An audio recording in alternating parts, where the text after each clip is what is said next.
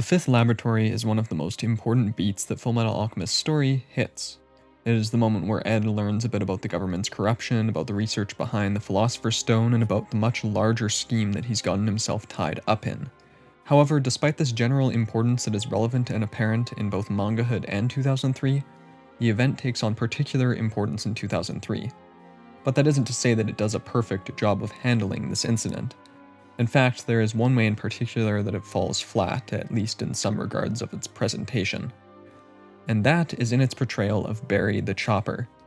See, in Mangahood, Barry is treated as a kind of joke. In the manga, this is not as extreme as it is in Brotherhood, due to the simple fact that we don't get the same over-the-top sound effects and cuts as we do in Brotherhood, but still, he is treated as a bit of a funny gag in his introductory scene here, which is just weird. I mean, even if the brothers don't have the same history with him here as they do in 2003, he is a serial killer who chops people up, so I was never a fan of the lighthearted tone regardless of the extremity to which it is apparent. But this is even worse in 2003 because of that history that I just mentioned. The brothers do not only know of his terror in 2003, but they have experienced it firsthand. So I'm genuinely shocked that 2003 didn't do what it often does, which is suck the humor out of situations for better or worse and just make it more serious. If there was ever a moment where that would have been appropriate to do to a very extreme degree, it was here, with Barry the freaking serial killer that tried to kill Winry and radically altered Ed's mindset and worldview. Now, I suppose we could say that Al's lack of shock at seeing Barry here is meant to show how calm and collected he is in general, especially when compared to Ed. But wouldn't it have been so much more interesting if he had been more aggressive because of the harm Barry caused his brother and Winry? Or perhaps the show could have made an even bigger change and had Ed fight Barry instead of Slicer here, so that he gets a sort of closure with this little story and has to revisit his traumatic memories and work through some of them. So my major point is this. I just don't like how Barry is handled during the Laboratory 5 incident in any version of Fullmetal Alchemist. However, 2003's treatment of him here is the worst of all versions because of that importance that Barry has already had in the story and all that dramatic weight that's tied up in him. Cool little note though, Barry killed 23 people and there are 23 crosses here, so, nice stuff. Thanks to the random guy in Crunchyroll, I don't know if I would have figured that out without you. However, to be fair, Barry's treatment is far from the most important section of this incident to discuss. I mean, there's Slicer's battle with Ed, for one thing. In all three versions, this battle serves as a reminder that Ed is not all-powerful, that he can be weak, and that he needs to think rationally during his most stressful moments in order to succeed in battle.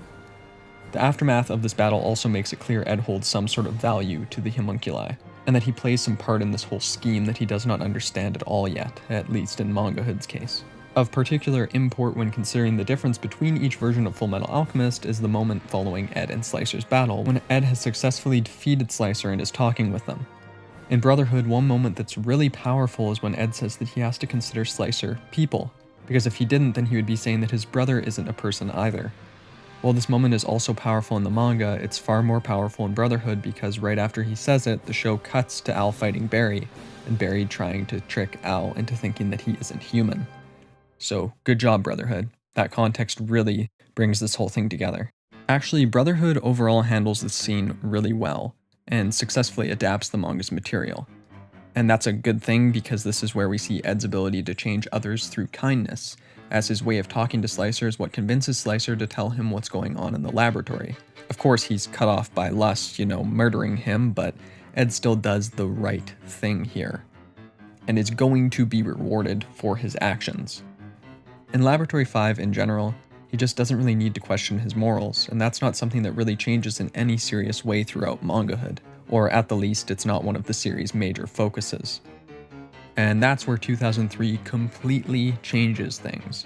Because 2003 really wants to push Ed to his limits, to question his morals, to push him to the point of breaking down and going against who he thinks he is. And Laboratory 5 is one of the most extreme examples of this. First of all, more weight is just generally given to this fight with Slicer in 2003. This is partly just because of its context within the series. We've been waiting for the brothers to discover something about the Philosopher's Stone for a much longer time in 2003, and now that they're finally here, everything is automatically instilled with serious tension. But the show also just makes this fight feel far more extreme and sometimes hopeless for Ed. No one is going to give him any help here, or at least not as much as he's given in Mangahood. For example, in Mangahood, Slicer shows Ed his weakness for whatever reason. But in 2003, Ed discovers his weakness himself. Here, 2003 gives Ed the chance to show just how smart he is yet again, and Ed isn't given any handouts this way. There are little touches too, like how the music cuts out as Ed starts to lose the fight, and these little things add to the oppressive atmosphere that 2003 has created with its color palette, its general background art, and its lighting, and its actual events. More emphasis is also given to the moment where Ed uses Scar's ability to attack Slicer, which further solidifies Ed and Scar's very important connection. So all of this is to say that I definitely prefer 2003's version of this fight to Mangahood's, even if Mangahood's looks kinda prettier. Although the thing I really love about this fight in 2003 is its aftermath. While Mangahood's Ed is able to convince Slicer to tell him about the lab, 2003's Ed is far less successful in his negotiations.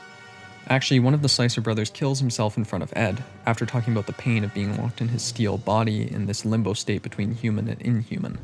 Beyond the somewhat obvious relevance this has to Al's personal struggle, this shows us Ed's weakness. Things aren't always going to work out for him.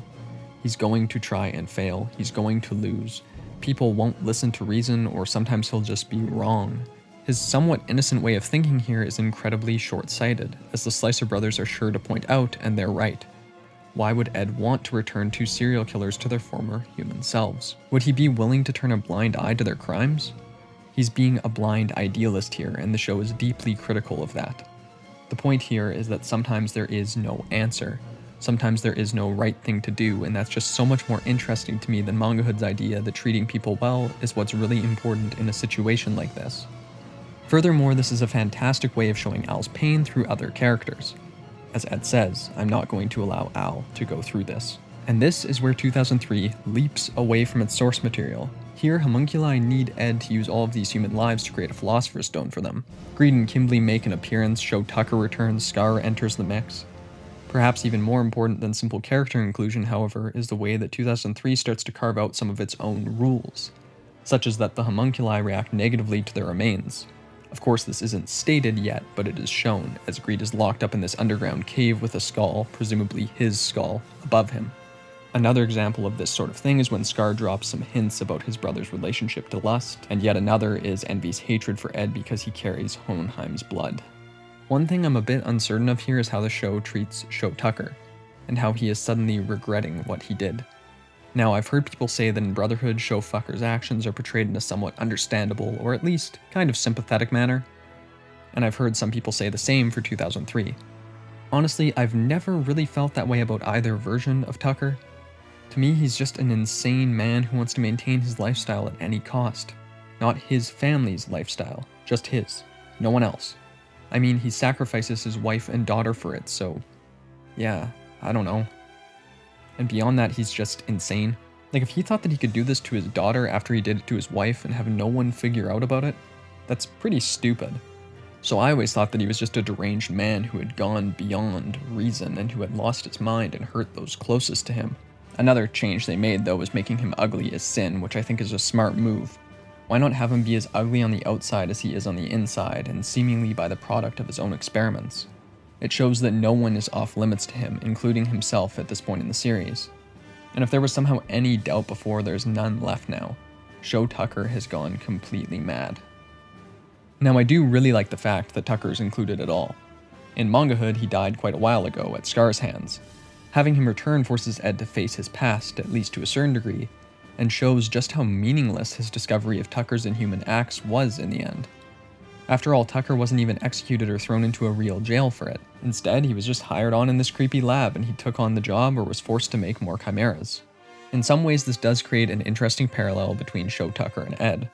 After all, Ed made the mistake of trying to bring his mother back, which resulted in someone he cared about and with his own self being harmed, and now he's trying to do whatever he can to fix his mistake.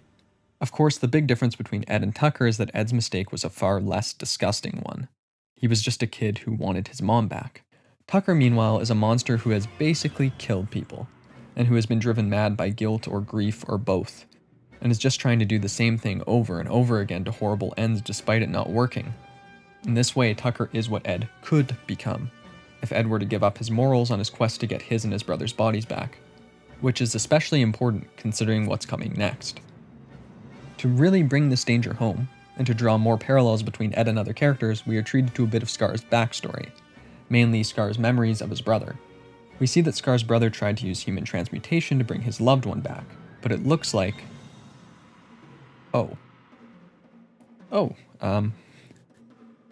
Well, that's a thing that happened in 2003. Either way, dick or no dick, the point is that we get more of a sense of how horrible Scar's past has been, of the events that have driven him to become a monster who kills based off of his ideals. This is yet another example of 2003 being very critical of over-the-top idealism, the type of idealism that is willing to toss out the situation and only consider the individual variable. And the anime has really tried to build up similarities between Ed and Scar. Some of them added similarities, like that they both have very personal relationships to the homunculi, and some of them being similarities or points of comparison that already existed in Mangahood, but have just been enhanced here. Like the fact that Ed lost his arm in order to give Al a body, and Scar lost his own arm and took his brother's. And 2003 is happy to take things even further, to make this whole thing even more heartbreaking. He's about to be challenged morally, about to be within one action from perhaps getting what he and his brother have searched for so long. But before we really dive into that, I think it's important to yet again note how awesome Hughes is in 2003. I mean, he goes directly against his higher-ups by giving the order for other members of the military to enter the 5th lab. And he even leaves Roy out of it because he doesn't want Roy to worry or to make a horrible mistake on his way to the top. Hughes is just such a good friend in this series, but also a fantastic father figure for the Elric brothers. And showing Ed's father figure here is important, as Hughes has passed on a number of lessons to the Elric brothers and has consistently been a very moral individual. In fact, he might just be the most morally upstanding individual they have met during their whole time in Central. So showing him here reminds us of all the good things about Ed, and of the parts of himself that he shouldn't betray by doing anything that goes against his morals. And here's where the show really starts challenging Ed, because the homunculi just want to be human, whatever that means. Questions of identity, of humanity, are so important in 2003, and an inhuman act, the forbidden act of human transmutation, leads to the consequence of inhuman creatures who long to be human. Just as their creators reached for something beyond them, so do these creatures hope to attain that which can never be theirs, a seemingly arbitrary title that does still hold significance to them. Beyond the mere fact that the homunculi are the product of human error in 2003, this does even more to solidify the homunculi's connection with the major characters. That is one of the strongest parts of 2003. Characters' actions have serious consequences that are directly related to those actions. So that whole idea of equivalent exchange applies in a whole different way in 2003. In my mind, this is one aspect that many of the best stories share, a deep connection between the antagonist and the protagonist. This connection can be realized through something like a family connection or, the very creation of the villain. It's a very simple and effective way to inject conflict, tension, and genuine pathos into a work of fiction, and I was so happy when 2003 went this route with the homunculi, with having their desire be that they can be human, with having them be created by the likes of Ed and Al. It was actually what I had hoped would happen in Brotherhood when I watched that one for the first time before I'd seen 2003. Furthermore, Ed comes to the realization here that he's been being manipulated this whole time. Through all of his quests, he has been a puppet dangling on the homunculi's strings. The desires he thought were his own weren't really just his own, and his quest was not nearly as heroic as he had hoped it would be. So not only is the answer he finds horrible in 2003, and by that I mean the fact that the Philosopher's Stone is made by sacrificing human lives, but even his quest for the stone has been in and of itself wrong. Even if he didn't mean to, even if it was just an accident, he has once again done the wrong thing. His whole life so far seems to just be a series of bad events and terrible decisions all leading up to this. And that is one of the most crushing revelations I've ever seen in a work of fiction. In this scene, everyone is being forced to question their thoughts and actions. Envy is angry because they were born and not created. Al's wondering if he's even human at all. Scar is wondering whether or not all state alchemists are really the evil people he's made them out to be, and Ed doesn't know if what he's doing is for his own sake or for someone else's anymore. It is an amazing moment of conflict and of characters colliding, all of their personalities and struggles reflecting one another's in a way that just enhances each of them individually. And here we see the domino effect of suffering in the way that consequences for actions will always be realized. And now Ed has been forced into a situation where there's no right decision. where the decision is hardly even his own to begin with. After all, he's told himself that he won't kill anyone, and here he is, with an individual on the precipice of being murdered in front of him if he doesn't murder other people. Certainly, either way, his agency has been taken from him, so I personally wouldn't view either action here as genuine murder, but he has been forced into the type of situation that is usually saved for conversations surrounding morals and ethics, but a situation that is far more complex than those typically made up in those sorts of conversations. The personal is mixed up in the impersonal, the situational is mixed up in the ideal, the right is mixed up with the wrong. It's honestly hard for me to describe how brilliant of a narrative twist it is for everything to lead to this, to Ed's character being so completely fallible. Of course, Slicer is killed and Lust moves on to Al, which spurns Ed into action, and he begins to fix everything so he can make the Philosopher's Stone by sacrificing all these prisoners. One line that really stuck with me was when Ed says, "So this is the truth behind the truth," which is such a loaded line. It has multiple meanings, all of which are just based on individual interpretation. I think it's about the facts of growing up, that morals cannot always be held onto, that there isn't always a simple right response or action. But it's also just about the fact that homunculi want to become human, and about the fact that Ed has been manipulated into this. But it also takes on new meaning when Ed says that he can't kill these people and Scar saves him, because everything isn't bad, even if a lot of stuff is, and even if the world is a whole lot darker here than it is in Brotherhood or the manga. See, Ed did do the more morally upstanding thing, or, well, at least what I see as the more morally upstanding thing, and I think the majority of people would probably agree with that. He wasn't willing to sacrifice all these random human lives just to fulfill his and his brother's wish, so Scar saves him. Now, in theory, this sounds like it could be a very cheap moment. After all, Ed was placed between a rock and a hard place, and isn't it just a bit silly for him to get saved by an outside force? Personally, I don't think so. First, this is because Scar was already established as being there in the 5th lab, but more importantly because Scar is showing a very important change in character here. After all, by doing this, he is trying to save Ed, which goes directly against his own ideals. In this way, this moment has had a huge effect on multiple characters' views of their own ideals, and their views of the world in general, and it's going to affect the way that they are going to act from here on out. But the show goes even further in making sure that this moment isn't cheap, because Ed touches the red liquid and goes Super Saiyan or something, and Ross is the one who saves him, further solidifying her position as an important mother figure for Ed, and just an impressively brave and committed character in general, a character who is far more interesting here than she is in Mangahood. Again, this goes back to that idea of connections that I mentioned earlier. It is important for the characters to have connections, for a narrative to mirror itself, to become like poetry in a way, with echoes of old ideas sneaking in. Because once again, Ed is saved by an adult, and he is forced to remember that he can't do this by himself, which is important because he has only ended up in this situation because he went against what the people close to him told him to do. So all of that is to say that episode 22 of 2003 is an amazing episode of television, and one of my favorite episodes of the show. Although Mangahood's version of the Laboratory 5 incident is well realized and good, it is nowhere near as impressive there as it is here, because this is where 2003 shows us just how good it can really be, where it shows that it can actually improve upon the source material by diverging from it greatly, that it can create a fantastic, unique narrative that irrevocably alters the story's meanings and direction as far as plot is concerned. Well, that's all I have to say about this part of the story. Next time we'll be going into Al's whole identity crisis and beyond, so I hope you enjoy that. Thank you for sticking with this series for so long and over such a long period of time. I look forward to hearing from you in the comments. Thank you again. Bye-bye.